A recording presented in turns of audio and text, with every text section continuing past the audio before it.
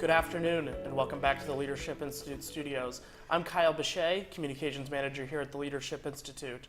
Our topic for this afternoon is keeping friends while influencing policy. We have a great guest to talk about this subject in Dina Espenschield, who is the Director of Grassroots Coalition here at the Leadership Institute and has 24 years of experience in grassroots organization. So thank you for joining us. Thank you for having me. Great. Before we get to today's topic, however, I want to remind you all at home that this is a live webinar, so you can have your questions asked on air, and you do that by sending them in to live@leadershipinstitute.org, and you can follow and join in the conversation by using the hashtag LIWebinar on Twitter and Facebook.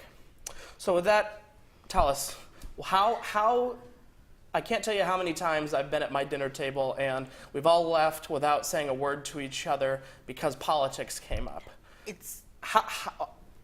Walk us. How do you talk to somebody about this without upsetting the entire room?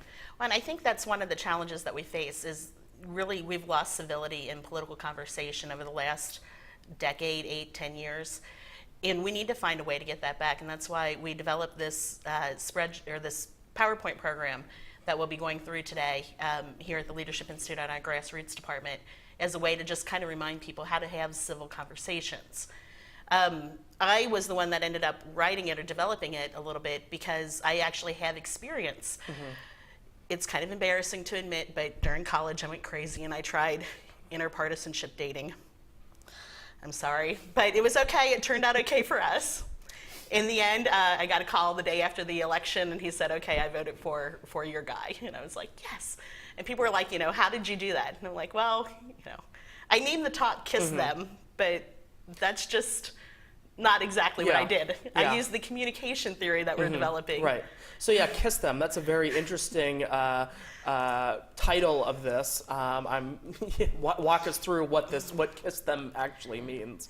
Absolutely. Because I hope it's not actually having a political conversation and kissing the other person you're talking to. No, we want to remind people to be kind to each other, to examine their identity, and remember that even though they care about politics and your identity is wrapped up with politics, that not everybody's is, to have situational awareness, to look for signals, body language signals and verbal signals, remember how to tell stories, use humor, be empathetic, and also to examine your motives.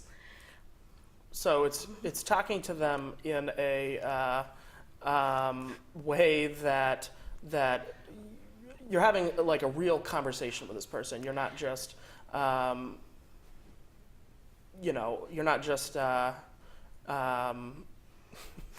we are having a bit of technical difficulty with our PowerPoint presentation. Yeah. It's not moving. But that's okay. We've frozen it. It's okay, but I can talk about it just a little bit. Oh. Yes, it is frozen. So okay, anyways, frozen is good. So basically with, I tell the story of several years ago, I was home for the holidays and I called up a good family friend and I just spoke to them about coming over for Christmas and stuff. And at the end of the conversation, he started chanting, Bush lied and people died. Bush lied and people died. And he wouldn't let me get a word in edgewise, so I hung up. My dad really chastised me because you shouldn't be hanging up on people. And I completely agree with him. I would never have hung up on him normally. So my dad called back to make me apologize to this family friend of ours, and the guy answered the phone with a chant of Bush lied and people died. My dad ended up hanging up the phone and said, never mind. And really, it goes both ways. We've got people on both sides that are not behaving properly when they're having political communications. So the first part of Kiss Them is kindness. And we want you to remember to be kind. You shouldn't be losing friends and relationships, friends and family over politics, because those relationships are so much more important. They are the foundation of our society.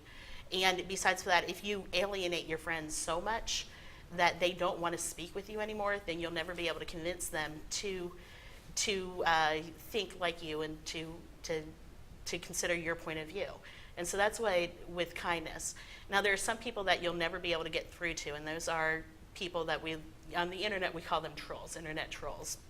And They actually did a study of internet behavior in people who enjoyed trolling people on the internet, and they found that they're narcissists, that they're sadists, and that they're psychopaths. And so every time I see an internet troll, I just kind of shake my head and wonder, you know, is that person a narcissist, a psychopath, or a sadist? We probably have trolls in our own lives. I mean, I've been to parties before where somebody just kind of follows me around and tries to egg me on into a political discussion because they want to have a political discussion with me. They want to cause a fight. They want to make a scene. I don't want to make a scene at a party. I just want to have fun Right. and be myself. And so I've really worked hard at making sure that I stay away from trolls. And as a matter of fact, that particular study, what they found was that the best way to get rid of an internet troll is to ignore the troll. So there's that. The other thing that goes along with that is sometimes you'll find people that are experts, or they think that they're experts in their field, and they're not really. There was a great study by two psychologists named Dunning and Kruger, and they've came up with the Dunning-Kruger theory. And basically what it says is that the less experience you have in a field, the more likely you are to overestimate your expertise in that field. Can I borrow a piece of paper and draw Sure. out the graph quickly? So if you can imagine, this is what we do on the fly. If I had a whiteboard here,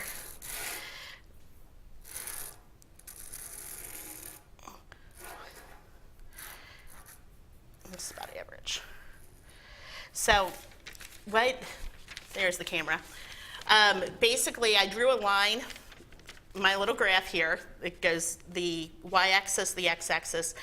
As people gain experience, at first they really overestimate their abilities, their expertise in a field, and then it drops down. So people that have a lot of experience in a field start to think that they're not experts in that field, until at the end they start to realize that once they've got tons of experience in a field, that they are one of the experts in that field, and they can really judge how much they know about that field. And I always talk about this and how, like, when they killed the gorilla at the Cincinnati Zoo, with the gorilla, when the child fell into the gorilla pit, immediately you had people from across the country and around the world just screaming out about how, you know, the gorilla should have been tranquilized and everything. Well, Now, you have some experience Yeah. here, and I know this because of our talk. So what are we looking at in terms of the experience bar? yeah, well, so many people who had never been to the Cincinnati Zoo, who didn't know what the gorilla enclosure was like, and who did not have any experience in animal husbandry, just automatically assumed, well, they should have tried tranquilizing the gorilla. They shouldn't have shot the gorilla. Some of them were even like, they should have let the kid die. It was his own fault or his parents' fault. I happened to grow up in Cincinnati. I actually worked at the Cincinnati Zoo while I was in college, and while I didn't work with the animals, I knew enough to know that I trust the experts at the Cincinnati Zoo because they know how to deal with those big animals. And so my gut reaction was, I think the zoo did the right thing, whereas most of my friends were freaking out, saying that the zoo had did the wrong thing. And that was a perfect example. The less experience somebody has with zoos, zoo policy, or animal husbandry, the more likely they were to suggest that maybe some other course of action should have been taken Right. with that. Right. So just to sum up the K part of KISS, kindness, it seems like basically your advice to people is be a happy warrior, be somebody that is going to be, you know, promoting conservatism or whatever your beliefs are in a political argument in a way that isn't angry, doesn't turn people off in such a way, but is in a welcoming sort of way. Yes. You need to be welcoming to the conversations, be polite nearly at all cost, and then also don't throw your expertise in your face. Just because you know more about politics, you understand public policy more, doesn't necessarily mean that your friends are stupid or idiots, and so you shouldn't be calling them that. Right. Instead, you should be letting them think through, help them work through the issues, and guide them to show them the right way. So that's kind of with that. And the other thing is, when you're talking about public policy type positions, a ton of conservatives have done lots and lots of research, and they know the studies, they can quote the authors, they know who the founding fathers, they can quote the founding fathers, and it just rolls off their tongue like second nature. The problem is, if you're trying to have a conversation with somebody, quoting dry facts and statistics doesn't really work well for building that rapport and helping them show along. The example that I use with this one is the national debt. It's over $19 trillion right now. Now, I had you guess yesterday, and Right. so I know you know the answer, but I'm just going to shout out to my camera women. Do you guys know how many years it takes to gather 1 trillion seconds? Just any number will do. Okay, so Mari said thousands. I've heard somebody say weeks. It's 31,000 years to get That 1 is trillion seconds. I was very stunned by that yesterday when we were having this conversation. I couldn't believe that would be, if we paid $1 per second, that's how long it would take. For $1 trillion. Yeah, for $1 $1 trillion. per second to pay off our current national debt is over, let's see, 608,000 years. Wow, yeah. It's just mind-blowing. And your brain can't wrap around that. Well, what I want to challenge conservatives to do is, instead of just saying $19 trillion, because you can't concept how big that number is, try to find a way to personalize it. The way I personalize it is that my nephew was born on May 16th. His name is Toby, and I love him very much. On May 17th was the day that I took a screenshot of the national debt, and then I figured out that he owed $59,500 at the time of his birth. When he was 24 hours old, $59,500, which means that 30 years before he's ever going to make that amount in salary, he already owed that, and it's growing every day. And so that's a way to really personalize those big numbers so that people can understand the big numbers without making them feel like they're Right. stupid or an Right. idiot for not being able to understand it. I mean, it's also real terms for a lot of people that Yeah. that just throwing a large number at them, it's kind of like, oh, it's just another number. But when you put it in terms of, this is how much my nephew owes from the second he's born Yeah. through his entire life, that's a lot more. Exactly. It brings it down to about everybody's level. Not only that, it's how much you owe, it's how much all of us owe. Let me Right. just get caught up here. They have fixed our computer. Perfect. We are back on track. Should we show the Dunning-Kruger effect Sure. or just move yes. on? So if you want to, go ahead. Go ahead. No. I was going to say, if you want to put this up on screen. So this was that Dunning-Kruger effect that I was talking about. And as going from left to right across your screen, as the experience grows, you can see first the red line, the confidence spikes, and then it drops dramatically, and then it goes back up until you're at the expert level, and it starts to go back up again. And so basically, the more experience somebody has in a field, the less likely they are to overestimate their ability, their knowledge of that field. So that's that. If you want to come back onto us for just a moment, I will get us caught up with where we're at. Oh, there's my nephew, Toby. Hi, guys. Isn't he cute? Okay. So basically what we were talking about is Alex de Tocqueville had a great quote, and it's, "An American cannot converse, but he can discuss, and his talk often falls into dissertation." I think our conversation here, it's a perfect example of that. Right. I'm completely dissertating at you. Yeah. Is that even a word? It is now. And I'm guilty of it. Whenever I Right. talk about politics, I'll just go off on these ramblings and these, I'll get up on my soapbox. But we really need to work on communicating, and not just communicating, but I need people to start listening to what the person they're speaking to is saying, and listen to communicate, not just to reply. Right. So In theory, it's absolutely, it's a great theory, but how did you break yourself of being able to take a step back and listen to what the other person is saying rather than just, because that's a tough thing to do, and I guess it's a continual struggle. It is a continuous struggle, especially when you're speaking with somebody who they're just pontificating and they don't know what they're talking about, and you're like, oh, this is so rough. But one of the examples that I use, the story of the stylist. That was a great leading question without us even knowing it was coming. One example of when I did this, when I actually managed to shut up, because I am a talker, Right. That's who I am. When I managed to shut up long enough and listen to somebody was, I was down in Florida and I walked into the stylist and sat down in her chair and I said something very dangerous to the question, well, what do you do for a living? I said, well, I train conservatives how to run for office. And she said, oh, well, I'm a Democrat. You never want to upset the person who's got the scissors when they're about to tack your hair. And so I said, that's fine. And we just started talking. And we started talking about her business and what she did.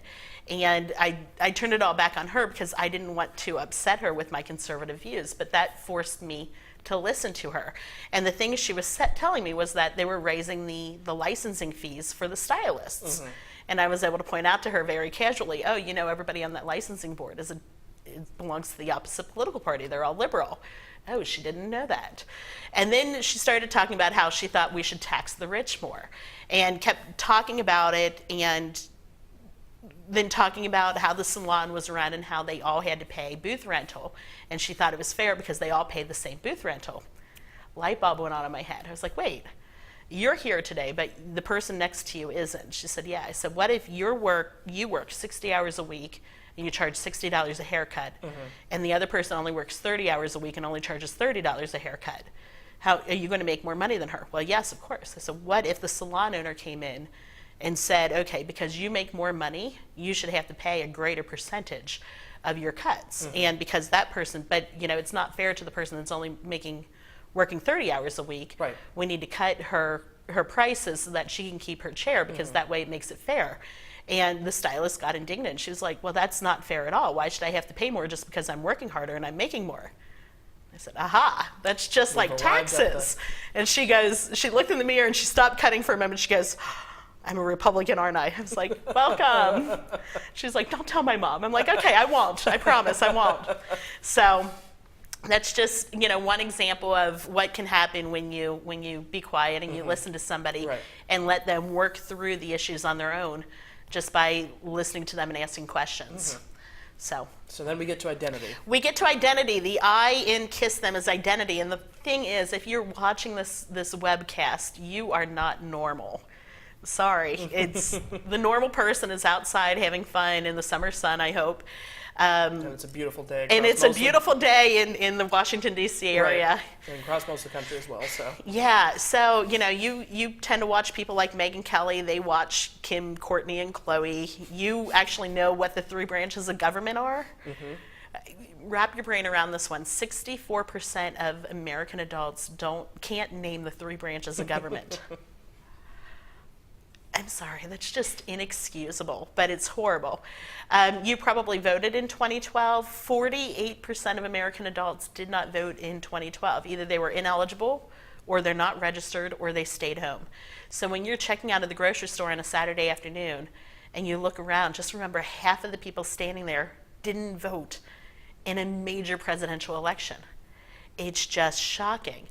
And so because you have experience in politics and because you've got experience in life in paying taxes, your intuition is different than your friends because our experiences form and guide our intuition.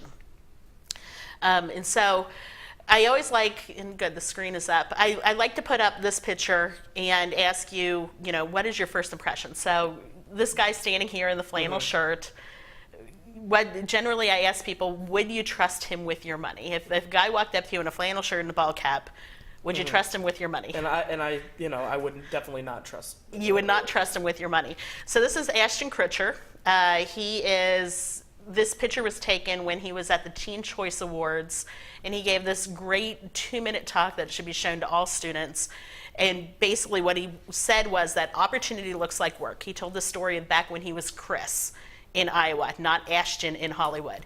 And Chris got a job as a roofer. He got a job sweeping up cereal plants, places that made cereal. He got a job doing so many different things, but he never quit a job before he had the next one lined up, and he was never better than a job that was offered to him. So he always worked forward because he knew that it was progressing his life and progressing his skills. And so he said, opportunity looks like work. And then he said, I'm going to tell you how to be sexy. Be smart, because smart is sexy. And all the girls went, hey! Because smart is sexy. And then he pointed out that when he was doing his movie about Steve Jobs, that he realized that the world was built, everything in this world, every invention out there was made by somebody who was no smarter than what you are. And so you can go out and improve the world even if you don't think you're that smart. And so then I asked the audience, now that you know his work ethic, would you trust him with your money? Mm-hmm. And some people say yes, and some people say no. Well, here's the deal about Ashton. He's a model, he's an actor, he invests in real estate and restaurants. He also has a venture capitalist firm, and he helped launch Twitter, Airbnb, Flipboard, Uber, Spotify, Pinterest, and so many more that I didn't even get to put on the screen. He's got a net worth that's approaching $1 billion. Mm-hmm. So yeah, he might dress in flannel with a hat, but would you trust a billionaire with your money? Yeah. Seeing as he's a self-made billionaire? Absolutely, I would. And what this shows you, with the way this relates to politics, is that you had a first impression. That was your intuitive response. And we were able to shape that intuitive response and change it and override it using reason once you learned more about Ashton. And so different opinions don't mean that the other person is bad or wrong. It just means that they've got a different intuition. They've had different experiences than you. And what your job is with your friends is to talk with them and give them the facts and work with them over time, because it does take time to overcome the intuition. But to give them the reason, the rational thinking, the explanations as to why their intuition needs to be overridden, and that they should be thinking in a different way about political discussions. Now, there's one hiccup to this, and that is that one piece of evidence that supports their theory or their misinformation will override every piece of evidence, every piece of reason that you give them. And as evidence of this, I just saw in the grocery store this week, the cover of the National Enquirer had more evidence about the second shooter on the grassy knoll. It's like, how long are we going to be holding on to that particular conspiracy theory? And yet there are some people that are completely convinced out there, and maybe some people watching this, and that's fine, you're allowed to. But it only takes one piece of evidence to convince somebody that their intuition is right and that all of the reason in the world is wrong. Right. So people like their intuition over their reason. Absolutely. So generally that brings us up to like situational awareness. And when you're following Kiss Them and you're looking to have a conversation with your friends, I want you to be aware of, is it the right time and is it the right place to have a conversation? Right. If somebody is running out and they need to be somewhere in 5 or 10 minutes, it's probably not a good discussion to start explaining why we need to end the Fed. And if you've been invited to a dinner party at a liberal's house and everybody's dressed up fancy and nice and everybody's doing polite conversation about weather and the Nationals or whatever the local baseball team is, it's probably not the best time to start talking about how great our presidential nominee is. That's not the one that's being investigated by the FBI. So it's, is it the right time and is it the right place? And if somebody really wants to discuss politics with you, maybe excuse yourself from the crowd and go into a quiet corner or another room. That way you're not making a big fuss in front of the group or pulling people into a conversation that they don't want. Naturally. I always say, my daddy always said, don't talk about politics, religion, or money in public, and I got jobs in all of them, so sorry, Dad. Anyway. And here you are. Yes. I mean, and that seemed more of like almost like a just be aware, and it's a dust statement. It's like, when you're with a group of people and you're maybe at a dinner party, you don't bring up politics. Yeah. But unless somebody wants to, and then, step aside, like you mentioned. You would think it's a dust statement, and yet somehow it's missing in this world today. And you do need to be aware of like who's around you. This happened to me in a restaurant just a couple weeks ago. I was with with a friend, and we were talking about politics, and I was purposefully playing the devil's advocate. So I was taking a position 180 degrees opposite what I normally would. And when we stood up to leave, I saw somebody else who knew me and knew my work with Leadership Institute, and they were Right. just staring at me. And I'm like, no, let me explain what that conversation was that you just heard. Right. And I had to put in context that it's not that I was believed what I was saying, Right. that I was playing the devil's foil, advocate, the the devil's foil to advocate. his debate person. So then the other thing is you need to be asking yourself, are you the right messenger?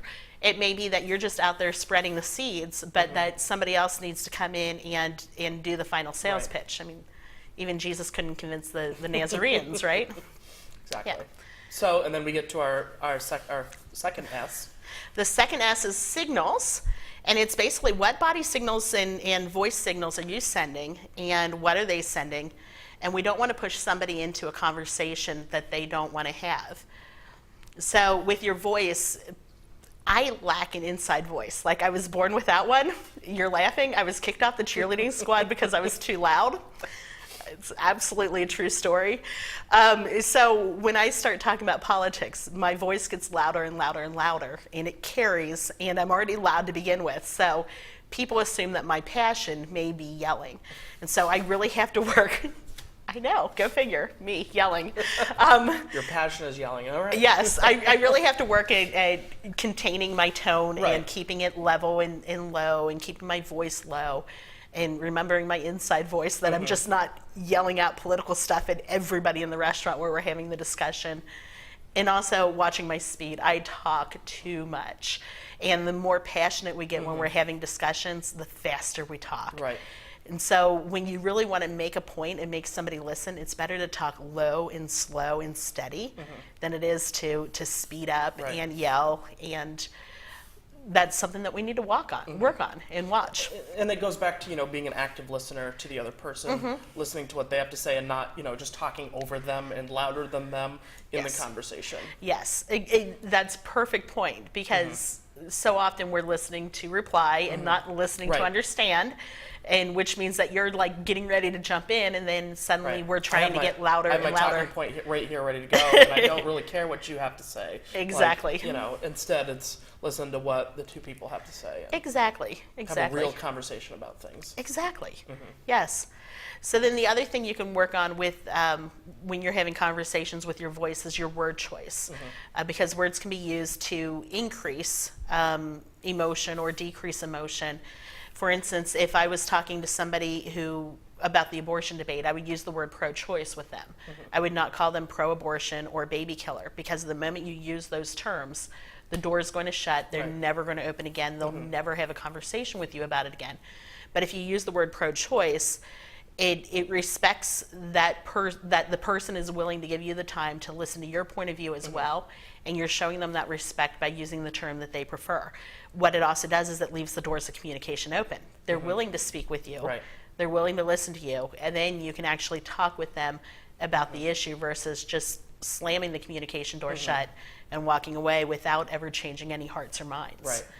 And that goes back to your story about the hair salon. You could have just called that your hair salonist a socialist. And Yeah. then she would have given you a nice buzz cut, and then It would have been horrible, yes. Not just because of the buzz cut, because Right. I would have lost the opportunity to impact a voter and impact public policy in Southern Florida.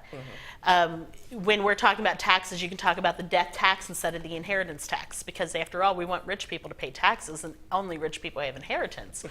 But the death tax is something that nobody wants to pay, because it's much more of an emotional appeal, emotional draw, and that brings the emotion into what taxes is a dry issue, so that it helps make an emotional hook.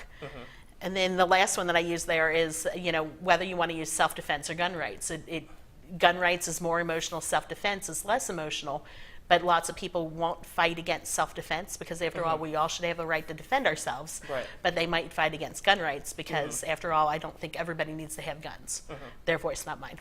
So again, I think most of what this voice section boils down to is we have to remember we're having a discussion with a person. We're not making a speech to Yes. raise money or to Yes. to rally the crowd or Yes. something like that. We're having Yes. a political discussion in order to persuade people and Yeah. to influence the public policy process.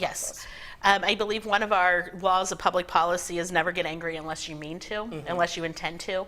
And so that's that is exactly what we're saying here, is basically keep it cool, keep it calm, keep it together, Right. unless you intend to. And frankly, when you're having discussions with your friends and family, unless there's a reason to show righteous anger or emotion, you probably shouldn't be getting angry, because they're entitled to their opinion even when it's wrong. You're entitled to yours, and if you get angry at them or start slamming doors and Right. such, you're never going to be able to speak with them about these issues again. And a lot of this is, hard and takes practice. And Yes. It's not something that we all are good at. I would rather hear myself talk than listen to you talk, and I'm sure the same goes for you. I love listening to you talk, Kyle. I don't know what you're possibly speaking about. Exactly. So, Good. So the next thing is about smiling, and basically, especially if you're talking about an issue that will allow you to smile, use a smile. Right. It softens your appearance. It makes you more appealing, more attractive. It's more open. The other thing that smiling does is it will actually drug you. When you look at me smiling, your brain starts releasing dopamine. You feel happier, you feel calmer, you feel more relaxed. And the other thing that happens is when I smile, my own brain starts releasing dopamine. So I feel happier, calmer, and more relaxed. So if you ever find yourself in a situation where you don't want to be in, such as sitting across from me, if you smile, Yeah. you'll suddenly feel happier, more relaxed, Yeah. and calmer eventually. So it really is a case of fake it until you make it. It's kind of like your own Jedi mind trick, if you will. It is. I'm drugging you right now. Yeah, exactly. And now I'm drugging them. Oh, nope, I'm not on camera. The other thing we talk about is, sorry, one of the camera girls just smiled at me and now I'm laughing. The open signals and closed body signals. You need to watch people as they're speaking, as you're entering into the conversations, while you're in the conversations, to find out, do they want to be continuing in this conversation? And I know that sounds like such a basic statement, but I found myself in a discussion one Valentine's night between midnight and 4 a.m. on the drug policy. I was at a Libertarian Valentine's Day party, and they found out that I was a Florida voter, and we just got to vote on medical marijuana laws, and I shared my opinion, and they didn't appreciate it. And we started, first it was a casual conversation that was a really good conversation. And I moved my position some towards them. And then, about 2 a.m., it was starting to get tiring and boring, and they kept going over the same things. And I started giving the signals that, I don't want to be in this conversation anymore. By 4 o'clock, I was like, that's it. I'm leaving you guys. It's 4 a.m. I'm going to bed. Over. So that's... not everybody knows to look for which signals. So open signals that say that somebody is enjoying the conversation is moving or leaning closer, having limbs that are open, they're not cross and tight, long periods of eye contact, looking down and away out of shyness, or genuine smiles. Those are all good signals that you want to be in a conversation.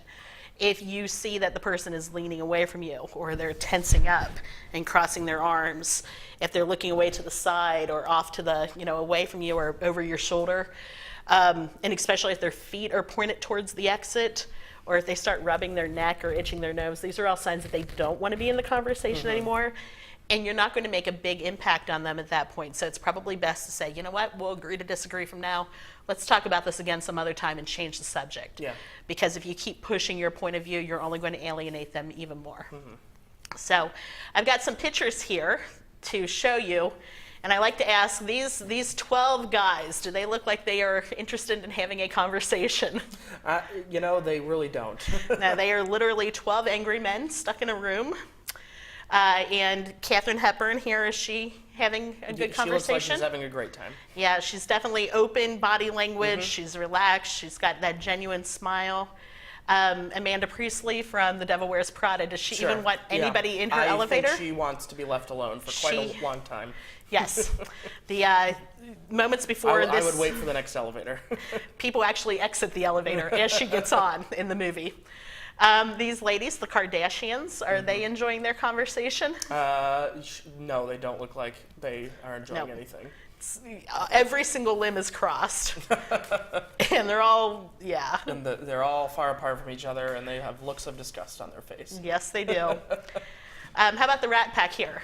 They look like they're having a good time with each other, maybe having a serious conversation, but definitely look like they're engaged in whatever they're talking about. I would tend to agree.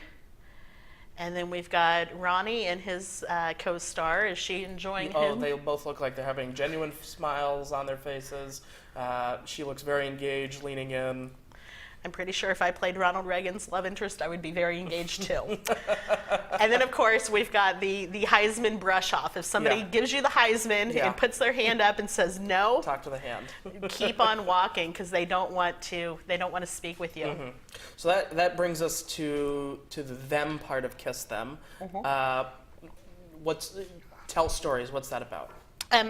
Well, this is the best way to keep people naturally engaged. It creates a natural narrative, and it demonstrates your knowledge, your experience, without just saying, I have experience. It helps make it real to them and prove it. It's great because stories will keep your friends engaged. It's more entertaining than just listening to dry facts. The important thing with a story is to be simple and direct. You don't have to include every single detail in it. You didn't know how much my haircut was. You didn't know if it was in a mall or if it was in a standalone shop. You didn't need to know what race my stylist was. None of that stuff mattered to the story. You didn't even need to know how long or short my hair was at the time, or how much I was getting cut off. Those would have all been extraneous things that could have taken us down odd rabbit holes and off topic. So when you're telling stories, kind of just include what needs to be included to make the point, and to show that you actually were there or were part of it. Always be honest. If you're telling a story and then you start to say things happen that didn't happen, eventually you're going to be found out. So that would be a very bad thing, is to lie or to exaggerate your stories. And when appropriate, use humor. It's not always appropriate to use humor when discussing politics. But if you've got a humorous story, you can go ahead and use it. Right. One of the good things is that telling stories will put a personal face on an issue, and it makes it more emotional. But you can also use stories to make it less emotional. And I know I just said contradictory things, but basically when you're sharing your own story, you can feel free to share your emotions. It demonstrates your personal experience. You can be passionate. It's also harder to discredit. Once you've shared your personal story about how difficult it was to get a gun permit or why you needed a gun permit, it's more difficult for somebody to say, well, nobody should have guns. Only the police should have guns. And so that's one way to sort of win the argument, is by sharing your story and being passionate about it, to show that this is why my intuition says this is the right way to go. If you want to diffuse tension, you can tell a story and use somebody else's experience. Well, my neighbor down the street needed a gun for this reason, and she had trouble getting it because of this. Now you're not talking about your own personal experience. You're talking about her experience, and both sides can debate, was her experience valid? Did she really need the gun? Whatever the question is, or whatever the topic is, you can talk about that experience without being offensive or offending the person, because your friend can look and say, well, I don't think she needed that, and here's why, without being like, I'm going to contradict you in your own personal beliefs, and here's why. So emotions can be shared without it becoming emotional, because you can talk about the third person's emotions, and it's not you personally. Right. Is there any difficulties with sharing someone else's story, though? I mean, I feel like sometimes when I'm listening to politicians maybe talk about some abstract person in their district or something like that, or somebody they've met, it sometimes feels like it's not authentic in a way. And that's the key, is really whatever story you're sharing, it should be authentic. Yeah. If you're just... What my brain is going to is a clip that I hear on the radio all the time on the Laura Ingraham show, where I used to hear it, and it was Harry Reid talking about Little Timmy, and had to do with the immigration debate, and how Little Timmy wrote him a letter about his friend, blah, blah, blah. And everybody just always laughs. I always laugh whenever I hear it, because I'm like, there is no such thing as Little Timmy. Your communications team wrote a story about Little Timmy. Right. Nobody calls anybody Little Timmy anymore anyway. So you need to be authentic. So yeah, the pitfall is that if you're hyperbolizing, if you're exaggerating too much in your stories, or if you're making up stories completely out of whole cloth, that's a bad thing, because that's going to end up discrediting you and discrediting your side, because, oh, well, now you don't even have any examples. Well, okay, but it's the right policy. It doesn't matter if I have examples or not. It's better to not tell a story than to tell a fake one, unless you say this is a hypothetical situation and then tell the story of little Timmy. Right. Cool. So the next letter in them is H, and that's for humor. And it's odd because humor is a really difficult thing to discuss and difficult to talk about. Irma Bombeck says that when humor goes, so goes civilization. What's interesting is right now we've got professional comedians who are liberals who will not speak on college campuses because they're too afraid of offending the college students.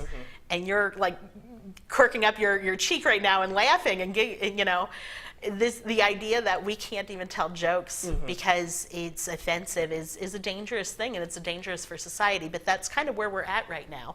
So when you're using humor, you do have to be careful to make sure that the people understand that, the people that you're speaking to understand that you are making a joke or you're using the joke. And that's, you know, one of the things. You need to be appropriate. Obviously, if you're talking about abortion or rape or something, or terrorism, it's probably not appropriate to use humor at that time. If you use humor on a situation that's really, really serious, you're going to look flippant. It's like you don't care and you're not going to connect so much. If you're going to tell a joke, make sure it's actually funny. And then you can also share funny stories. But the idea of, if you're talking about a subject that's deep and you want to make it less stressful, that's when you can just be lighthearted. Like if you're talking about the Fed and the federal bailouts, or the depths of the federal debt. I mean, it's depressing. You're putting you to sleep. Yeah, you're putting you to sleep. But you can start making jokes about, you know, Right. poor little Toby is going to be paying this for the rest of his life, and he's going to have to go out and get a massive education and get a huge thing. My poor little nephew. You know, you can just be kind of lighthearted like that when it's appropriate. Does he have a job yet? He does not have a job yet. His job is tummy time right now and learning how to hold up his head. We took this particular slide, and I'll just read it off, from the Psychology Today humor blog. And this is word for word what they have up, because it's just so good. And it's, humor is serious business. Sure, there's simple comedy like a Pie in the Face or an Adam Sandler movie, but a lot of jokes display real intellect, and despite much reflection and experimentation, both in labs and on stages, no one yet has discovered a unified theory of hilarity. Humor can be used for bonding, releasing tension, attracting a mate, putting a rival in his place, or entertaining a child. It has as many functions and styles as there are variations on the light bulb joke. And I think that just sums up the use of humor so well. And that's why we put it in there. So there's so many different ways to use humor, and so many different things that are funny, and yet not everything will be funny to everybody. So it's kind of a know your audience, know your friends. I'm sure there's things that you find funny that I'm like, what? And then there's things that I find hilarious that you're like, wow, he's weird. Yeah.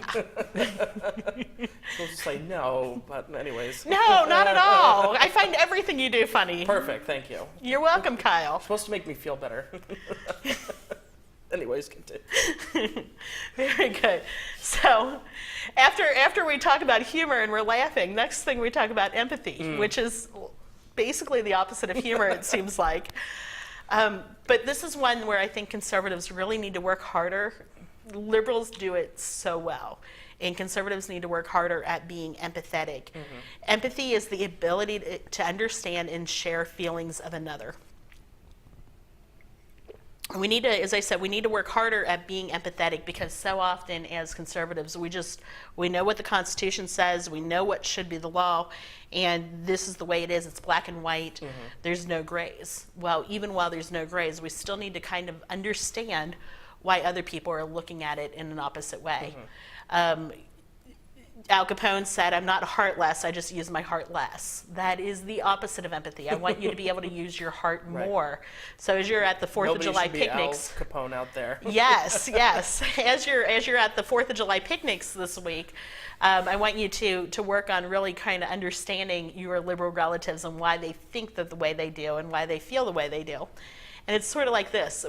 On the screen you should be seeing two people looking at a figure, and one is saying a 6 and the other is saying it's a 9. So which one is it? Yeah. And Well, to me, it looks like a 9 from my perspective, I'm sure. I'm a 9 person too, but it's up to me to understand how and why they can see the 6. Right. Because then I can start to work with them and talk with them and show them that it's also a 9, Right. because it's both. And so the key to communicating is really understanding the other person's perspective, Right. understand where they're coming from and why they're there. And understanding their perspective makes your argument better, because honestly, you're being able to take what they're saying and then, well, actually it could be this way, or something along those lines. And that's exactly it. Stephen Covey has exactly kind of what you were saying, is seek first to understand, then to be understood. So seek first to understand, then to be understood. And the reason being is that you can bring the other person around to see it your way if you understand why they see it their way. Right. Because you can use the correct words, the correct terminology, the correct example. If I had gone in and sat down at that stylish chair and I had started talking about the national debt, nothing, wouldn't have connected with Right. her. Or the laugh. You could have talked about the Laffer curve. And Yeah, been if I talked with her about the Laffer curve, she'd be like, I don't even know who Laffer is or what that means. I don't find it Right. funny. And you'd be like, no, it's not a humor thing. It has to do with right. taxes and stuff. Yeah. And it would just sail right over her head. And it's not that she was stupid or anything. It's just not where she was Right. at. So instead, I found where she was at, which had to do with paying taxes for her fees and the chair rentals, and use that to show her Right. how my view as a person on the right was more correct, I believe, than her view as a person on the left. So basically, you just want to meet people where they are. Yes, exactly. Not so hard, is it? And yet we don't do it at all the time. One way to meet people where they're at is to use active listening. You ask questions like, what were you feeling when you did that? What did you do next? How did you get that accomplished? Or you can also repeat back, what I heard you say is that you're concerned about the rich paying higher taxes or not paying enough taxes. And let them keep talking through it, because the more that they talk, oftentimes the more that they'll realize that maybe their position is not cohesive or where they want to be, Right. or does not make sense on a public policy standpoint as you're building the communications. Right. And again, I've said it once before, but listen to communicate, not just to reply, right? Exactly. So that brings us to our last one in Kiss Them, which is the motive. And we want to ask people, why are you engaging your friends in political discussions at all? And what is the end result that you're seeking? And as a conservative, the reason why I have political discussions is because I want to enrich people's lives. I want to make their lives better.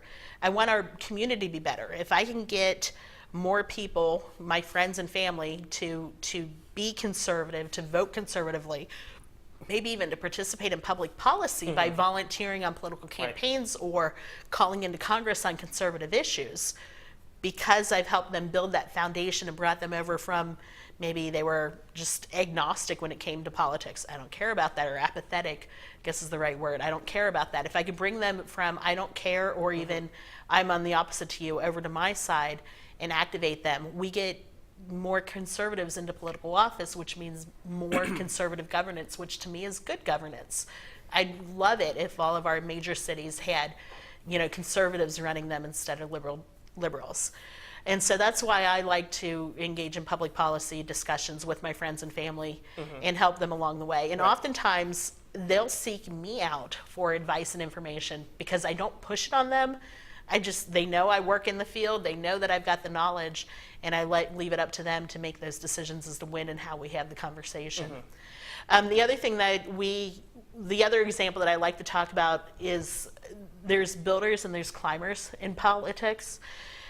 This was given to me by a good friend of mine, Mark Lloyd, here in Virginia. And what Mark said one day when I got burnt by a volunteer, the volunteer did something, and I was so angry with him. And he said, "Look, Dina, there are builders and there's climbers." He said, "You and me are builders, and what we do is we go out, and as we progress in our careers, we're helping other people to come along with us. We're lifting them up. we're giving them the power, the responsibilities, the help that they need to also progress in their careers. And then there's climbers, and those are the guys that you see running to the front of the line to get their picture taken with the candidate and stealing selfies. But they never show up at the campaign offices. They never actually do any work. The climber may end up on top, but when he gets there, there's no friends. He doesn't have the skills. There's no ability for him to go anywhere from there. Whereas the builder builds a strong foundation of friends and family and associates who helped them get up there, and he brought them up with them. So now everybody is working together. And when you need help, you can turn to any one of those people, and they're there to help you. So I always encourage people to be builders, not climbers, when it comes to politics. Right. So anyway, the real reason why I like to have political discussions is because it's fun, and I just enjoy the game, Right. like Michael Jordan does. So that kind of concludes the Kism theory of conversation and political conversation. Yeah. Well, I got to be honest with you. When you started off talking about how this came about from interpartisan dating, I was a little concerned about where it was going. Yes. But I think this is. I mean, a lot of this seems like duh statements, as we we kind of talked about throughout today, but so much of it is just nobody does it, and it's just something that we all have to practice and work on. Absolutely. Yeah. So any final thoughts that you want to leave us with? No, just remember to be kind as you go about your 4th of July holiday this weekend with your friends and family. Be kind. Remember, you're a political animal. They are not. Be aware of the situation. So maybe if there's kids around, you shouldn't be talking about terrorist bombings. Right. Watch for the signals of people that don't want to be in conversations or maybe do want to be in conversations. Tell stories when it's appropriate. Use humor. Be empathetic to your friends and family. And then examine your motives of why you're talking about politics. Right. So this is all stuff that if you're here in Virginia, you can use at the 45th National 4th of July Soiree in Manassas, Virginia at Bull Run National Park. Absolutely. Great. And I bet they could register for that at leadershipinstitute.org. You know, I bet you can do that. Oh my gosh, that's amazing. So, well, that's all the time we have for today. Thank you for joining us. This was a great conversation, and hopefully this was a great conversation about conversations. So Thank you. Hopefully everyone will start using the Kism theory. Thank you. Thank you for joining us. And thank you all at home for joining us today. This webinar was recorded, as always, and will be online for you to view later at leadershipinstitute.org/activism on demand. Our next webinar will be coming up in July. That will be on Dress for Success. So we'll talk about a great career webinar to talk about job interview and how you should show up to those job interviews. And as we were just talking about, have a great 4th of July. And if you're in Virginia, I hope to see you at the soiree in Manassas. Thank you all for joining us today, and have a good night.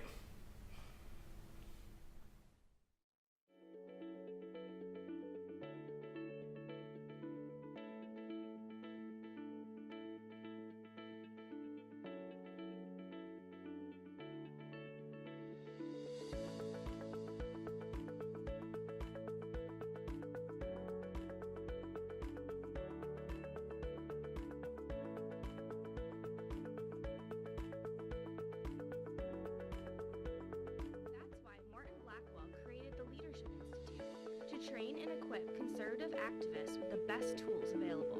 Located in Arlington, Virginia, across the street from the Clarendon Metro Station, LI is metro accessible from both Reagan National Airport and Dulles International Airport. Public and overnight parking garages are also located nearby. If you requested housing during your training, check in with the security guard in the lobby after 5 p.m. Not all trainings offer housing. Guests staying at LI in the Dudley and Phyllis Whitman dormitories are to follow the instructions and the codes of conduct outlined in the dormitory contract. Students staying in the dorms have access to showers and basic amenities. At the start of the training, an LI representative will greet you and confirm your registration.